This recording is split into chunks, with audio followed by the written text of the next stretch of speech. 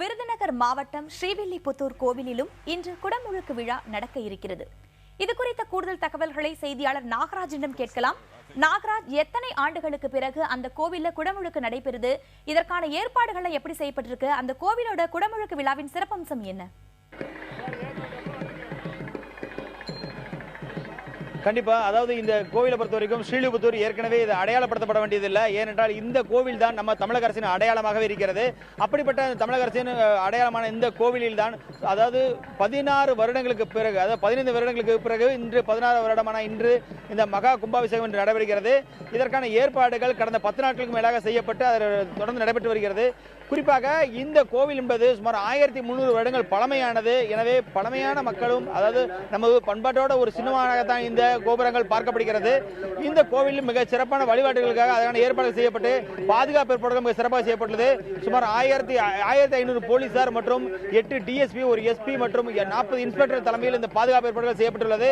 அதே போல இது மட்டுமில்லாது சிசிடிவி மூலமாக முழுக்க கண்காணிப்பு ஏற்பாடுகள் செய்யப்பட்டுள்ளது. அதே போல இங்கு நடைபெறும் குடமுழுக்கு என்பது எவ்வளவு முக்கியமானது என்பது பேசுவதற்காக இந்த பகுதியை சேர்ந்த ஸ்ரீதேவி நம்மோடு இருக்கா. அவரை கேட்கலாம். சொல்லுங்க ஸ்ரீதேவி, இந்த குடமுழுக்கோட முக்கியத்துவம் என்ன? ஜெய் ஸ்ரீமன்னார். இன்றோ திருவாடிப்பூரம் எமக்காகவென்றோ இங்கு ஆண்டாள் அவதரித்தாள்.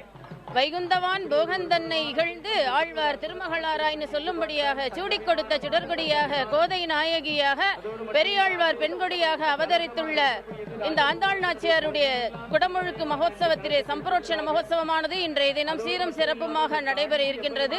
கடந்த 4 தினங்களாக அந்த யாகசாலை வைபவங்கள் எல்லாம் 27 யாக குண்டங்கள் எல்லாம் போற்றி 70 அர்ச்சகர்கள், கைங்கரியபரர்கள், மேலும் 150 பாராயணங்கள், 150 வைஷ்ணவர்கள் பாராயணங்கள் எல்லாம் செய்து ருக்வேதம், யஜுர்வேதம், சாமவேதம், அதர்வண வேதம், ஸ்ரீமத் ராமாயணம், ஸ்ரீமத் பாகவதம், ஸ்ரீபாஷ்யம், சகல விதமான பாராயணங்களோடையும் சாஹிஷி, அமிர்தா, சதம் அப்படின்னு சொல்லும்படியாக எல்லா பாராயணங்களும் சமிருத்தியாக ஆண்டாள் நாச்சியாருக்கு நடைபெற்று இன்றைய தினம் நாம் அந்த 15 வருடங்களாக காத்து கொண்டிருக்கக்கூடிய மகா சம்பரோட்சண வைபவத்தை இன்றைய தினம் நாம் அனைவரும் கண்குளிர காண இருக்கின்றோம்.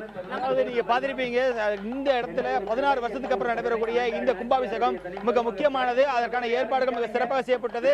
பொதுமக்கள் ஆயிரக்கணக்கில் கூடியிருக்கிறார்கள். அதுவும் பல்வேறு மாவட்டங்களில் இருந்தும் இந்த பகுதிக்கு வந்திருக்கிறார்கள். அவர்களுக்கான சிறப்பு ஏற்பாடுகள், அதாவது பல்வேறு அடிப்படை வசதிகள், மருத்துவ குழுக்கள் மற்றும் குடிநீர் வசதிகள், அடிப்படை வசதிகள், அனைத்து வசதிகளும் செய்யப்பட்டதாக கோயில் நிர்வாகம் தரப்பிலும் காவல்துறை தரப்பிலும் தெரிவிக்கப்பட்டுள்ளது.